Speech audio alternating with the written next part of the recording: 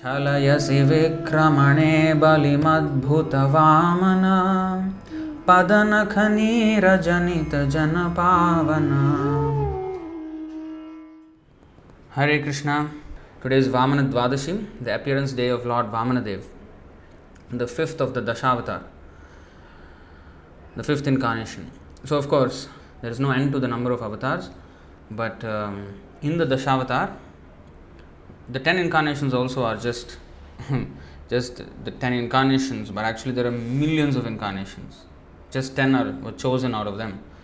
So, in that way, Vamanadev is the fifth avatar, and very nice lessons to learn. Of course, there are so many, but we are just condensing it to 12, and then I think we have a bonus one at the end. First thing, cheating of the Lord is worshipable. Chalayasi vikramane balimadbhutavamana.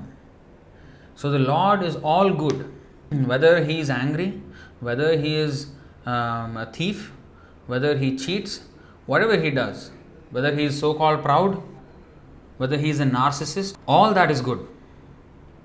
Everything about the Lord is always good. It is very auspicious. In fact, if you see, the Lord seemingly has cheated Bali Maharaj and took away all his possessions. But actually, whose possessions they are? They are the Lord's possessions. Everything is the property of the Lord. So, if he takes it back, that is not cheating actually. That rightfully belongs to him. So, the cheating of the Lord is also worshipable. Nothing is bad in the Lord. The God doesn't become God by some austerity, by some tapasya, by some penance. He is always God, whether he is a dwarf, whether he is a fish, whether he is a boar, whether he is half man, half lion, whether he is an atheist like Buddha.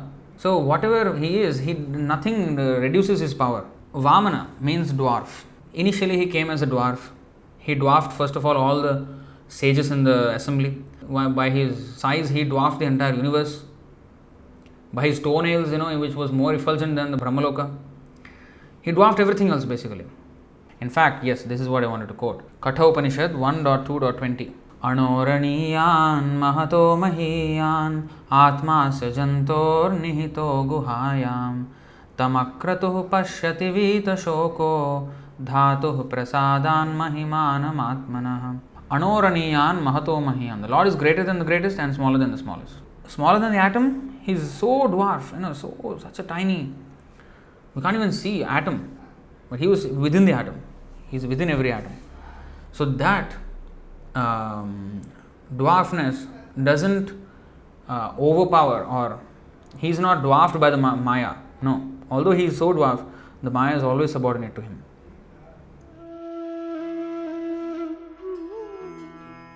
The third point is Shukracharya. Classic Asura. The characteristic of Asura is depicted by Shukracharya. This is another lesson we can learn. What is the classic Asura? Even after he identified Vamanadev as Supreme Lord Vishnu, still he did not want to serve him. In fact, he ordered his disciple not to serve him as well. So this is Asura. When we know Krishna is the Supreme Personality of Godhead, we should immediately serve him. Asura is this kind of category. Even after knowing Krishna, they will not serve. And he was asking his disciple also not to serve. See?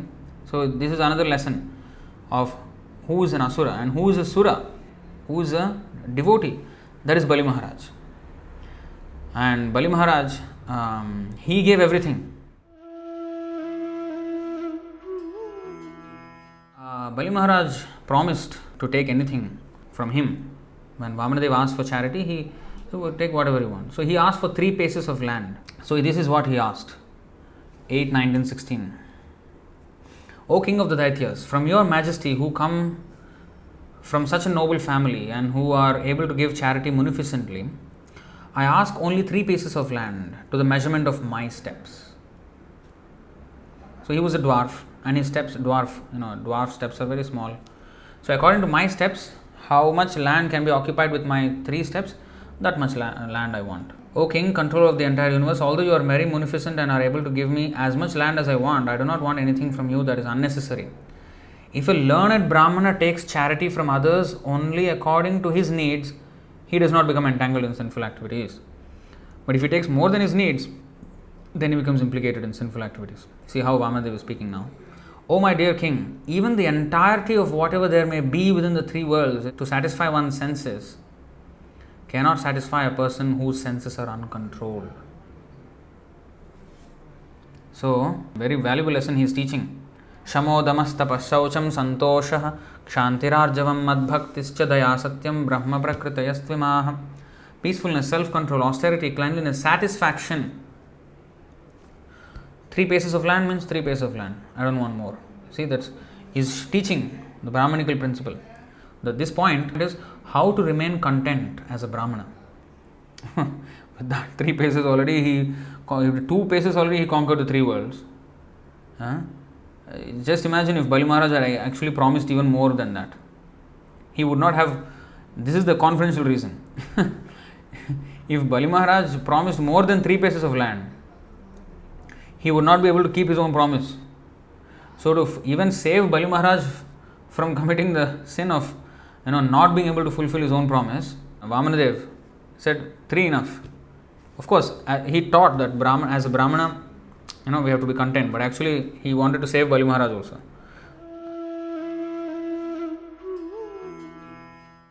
Next lesson. So a Brahmana must be content, right?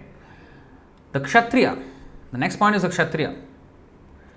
Kshatriya should be charitable, and in battle also he must be complete hero. These are the qualities of a Kshatriya. Shauryam tejo dhritirdaaksham yuddhe chapi apalayanam danam ishvara bhavascha kshatram karma svabhavajam. Heroism, power, determination, resourcefulness, courage in battle, generosity and leadership are the natural qualities of work for the Kshatriyas. So he was a perfect Kshatriya. When he was fighting with Indra, nobody could defeat him. Yuddhavira. 11, 17, 17 of Srimad Bhagavatam. Also the qualities of Kshatriya. Tejo balam dhriti shauryam titikshaudaryam udyamah stairyam brahmanyam aishwaryam kshatra prakritayastvimaha. Dynamic power, bodily strength, determination, heroism, tolerance, generosity, great endeavor, steadiness, devotion to the Brahmanas and leadership are the natural qualities of the Kshatriyas. Brahmanyam, you see, being always eager to serve the Brahmanas. So Vamanadeva came as a Brahmana. And Bali Maharaj said, O son of a Brahmana, your instructions are as good as those of learned and elderly persons. Nonetheless, you are a boy and your intelligence is insufficient. Thus, you are not very prudent in regard to your self-interest. Bali Maharaj, you see how he is talking. I am able to give you an entire island because I am the proprietor of the 3 divisions of the universe. And he said, O small boy, one who approaches me to beg something should not have to ask anything more anywhere. If anybody comes to me for charity, he will not have to ask charity from anyone else anymore. Finish. See how charitable he was. This is one of the things about Kshatriya, Danavira. He should be munificent, very, very charitable. So Danavira. In fact, many examples are there, such examples. So he was Danavira. So he was Yuddhavira when he fought, and he was Danavira when he gave charity. 2 things, exceptionally. And he gave himself also in charity. At the end, after everything else, he became the Bhaktavira also. He was not just Danavira and Yuddhavira, but he became a Bhaktavira, a best among the Bhaktas. Atmanivedan. This is not exactly a lesson, but still we can learn from this. So the Lord was doing all this pastime. He came to relieve Aditi of her distress, and he was cheating Bali Maharaj, and he returned the kingdom back to the demigods, and he blessed Bali Maharaj for his devotion. While doing all this, he did something else. He brought down the Ganga for the purification of the entire universe. It's a side project for him. Side project. But even such side project is so glorified. It was not the main, part of the story. In all the story, just the one part where he expanded himself and reached the sky with his foot, there he did some side effect. And that side effect is purifying all the souls to this very day.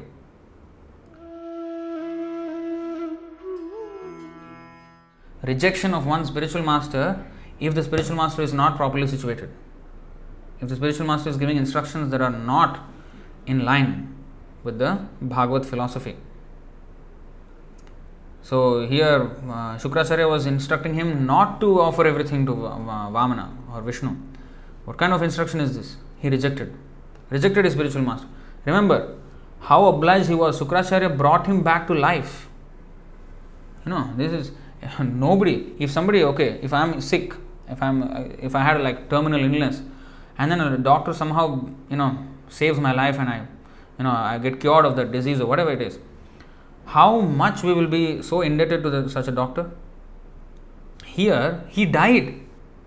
Bali Maharaj died, and Shukracharya brought him back to life. This is more than a doctor can do.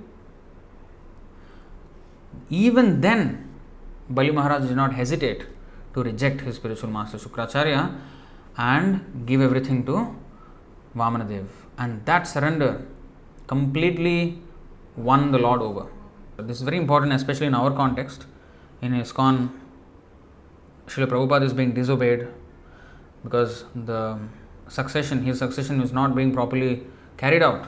The system of initiations, he said Ritvik system, but they're doing something else, and they have all these gurus and everybody, and which is completely not authorized. Not a single document, not a single instruction by Srila Prabhupada that they have to become gurus, but they've all become gurus. And clearly when Prabhupada said that you have to have Ritviks, and he repeated so many times in documents, in written documents, he signed it. Still, we have already gone through that Ritvik system 5-part series. So, this is unfortunate. So, we have to reject such spiritual masters and take shelter of Prabhupada, the real spiritual master.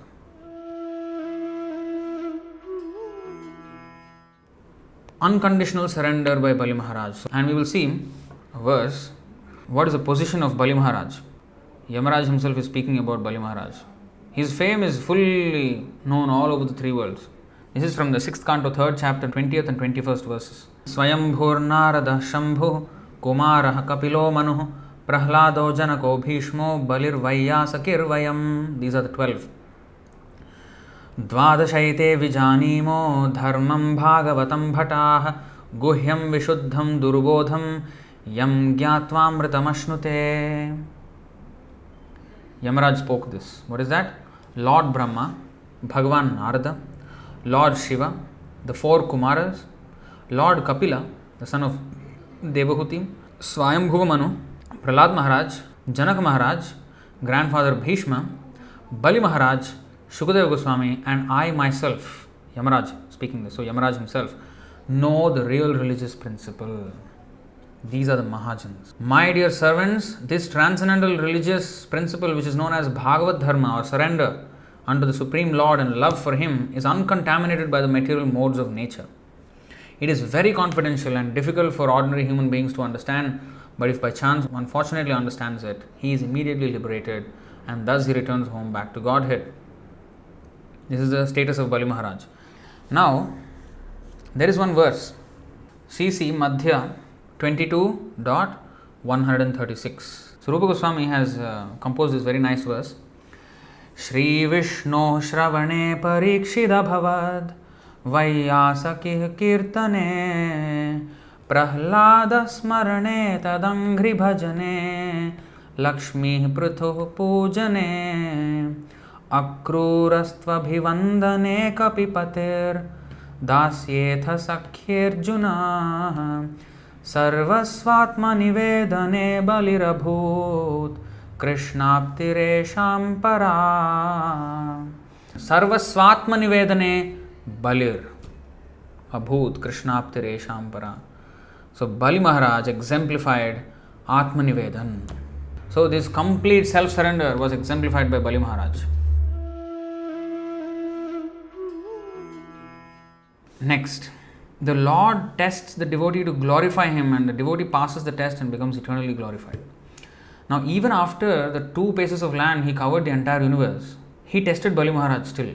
And Bali Maharaj was very morose, not because he lost everything, but because he could not fulfill his promise. And the Lord tied him up, arrested him like anything.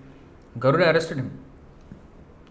And still Bali Maharaj was so determined that I have to do something. Okay, you put on my head, because I was the owner of the universe, and until now I was like, proprietor. And since the proprietor is greater than the property that he owns, because he owns it, so by constitution he is greater than the property. So you can put the next step on my. Since you have now conquered the universe, you have conquered my property. Now I'm the only person left. I'll give myself. See, so that unconditional surrender. The Lord tested the devotee. A devotee knows how to receive chastisement from the Lord or his devotee. He takes it as the greatest blessing.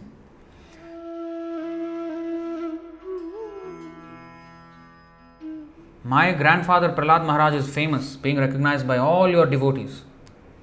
Although harassed in many ways by his father Hiranyakashipu, he still remained faithful, taking shelter at your lotus feet. Deriving inspiration from his own grandfather, who is another one of the Mahajans. See, out of the 12 Mahajans, 2 are demons. So that is another point, another lesson from this thing, that birth is not the criterion for becoming a devotee or Brahmana or Vaishnava. No. Anybody, even a demon, can become a devotee. Madhya Lila of Chaitanya Charitamrita 20.217. Arche Vishnau Shiladhir Gurushu Naramatir Vaishnave Jati Buddhir Vishnor Va Vaishnavanam Kalimala Mathane Padatirthembu Buddhi Shri Vishnor Namni Mantre Sakala Kalushahe Shabda Samanya Buddhir Vishnau Sarveshwareshe Taditara Samadhir Yasya Va Narakisah. One is considered a person of a hellish mentality if he thinks that the deity of Vishnu is a stone, or if he thinks the Guru, who is a bona fide spiritual master, to be an ordinary mortal, or who thinks the Vaishnava as belonging to some jati. Oh, Asura Vaishnava, this is a, or this is a, this Vaishnava, that Vaishnava. No, Vaishnava is Vaishnava. Cannot see from where he has come. We should not see. It is an offense to see the past of a Vaishnava. That is a hellish mentality. So Vaishnava can come from any part. Another lesson is Vamana means dwarf. Now, initially he came as a dwarf. He became expanded, so big, and he conquered Bali Maharaj. And why he is known as dwarf then? He is known as dwarf. Why? Because although he did all this, he was dwarfed by the devotion of Bali Maharaj. Bali Maharaj, that's why he became a doorkeeper of Bali Maharaj. He took all the universe from him, gave it to the demigods, and then he himself became a doorkeeper of Bali Maharaj. So the Lord is never smaller or lesser than others. He is matta parataram nanyat. Natat samascha bhadikascha drishyate. Nobody equal to or above him. But who is above him? The devotees. The Supreme Personality of Godhead said to the Brahmana, I am completely under the control of my devotees. Indeed, I am not at all independent. Because my devotees are completely devoid of material desires, I sit only within the cause of their hearts. What to speak of my devotee? Even those who are devotees of my devotee are very dear to me. He is dwarfed by his devotee's devotion, and he becomes subjugated. Next lesson. The paradox of this whole situation. He started off as an ally of the demigods, of the devatas. Yes, Aditi, I will protect your sons. And that's why he is known as Upendra. Upendra means younger brother of Indra. Upa Indra. So he came as if to help the demigods. Of course he did. He promised. He promised and he delivered the promise also. Delivered on the promise. But in the end, he went and got subjugated by Bali Maharaj, and he became a doorkeeper in the Sutala planet. He came from the heavenly planets as son of Aditi. But by the devotion of Bali Maharaj, he went down to the Sutala planet and became a doorkeeper there. So, in other words, he gave Bali Maharaj even greater position than Indra already. Even the demigods did not have this chance of the Lord becoming their doorkeeper. When do you hear the Lord became a doorkeeper of one of the demigods? Never. More than saving the demigods or Aditi or relieving her distress, he actually glorified Bali Maharaj more than anything else in this whole pastime. So this just shows that even though the Bali Maharaj was a seeming enemy of the Lord was more merciful towards him. Bhaktavatsala. The surrender of the soul is more important for the Lord than where he comes from, which family he comes from, which dynasty he comes from. It doesn't matter for the Lord. Now, so we have completed 12 points. So one bonus point, so 13. Our movement, our ISKM, is also like a dwarf now, like a Vamana. Seemingly very small compared to ISKCON or compared to, actually our competitors, we are not competing with ISKCON even. But in ISKM, our motto, our mission is to offer the entire world at the feet of Srila Prabhupada. What actually Srila Prabhupada came for, that has to be done. And it is a great blessing that we have this service. So, our movement, our ISKM may be a dwarf now. So, but just like Vamanadev expanded and conquered the entire universe, this ISKM also can expand like that. It has the full potential to do that under the blessings of Srila Prabhupada. But we have to surrender like Bali Maharaj did and fully give ourselves to this movement and serve the instructions of Srila Prabhupada in cooperation with devotees and become strong ourselves and then preach Krishna consciousness uncompromisingly everywhere. And this should be our mission of our lives. We should offer this entire world at the feet of Srila Prabhupada. As the astrologer said, when he saw Prabhupada's chart, he said, this man can build a house in which the whole world can live very peacefully. So, Srila Prabhupada has already given the formula. In fact, he gave a huge jump start. But then, down the line, everybody just ruined the whole thing. So, in other words, there is also a blessing for us because we have now a big service to do with our lives. And just like Bali Maharaj has done Atma Nivedanam, we also should take inspiration from this and we have to offer ourselves to this movement. So, these are the things, these are lessons we have to learn from this Vaman Leela. Of course, there are many other lessons, but these are key lessons that we can learn from this Leela. Thank you very much. Ananta Kodi Vaishnav Vrinda ki jai, Srila Prabhupada ki jai, Bali Maharaj ki jai. Nitai Gaur Premanande, Hari Hari Bol, Hare Krishna. Chalayasi Vikramane Balimadbhuta Vamana Padanakhani Rajanita Janapavana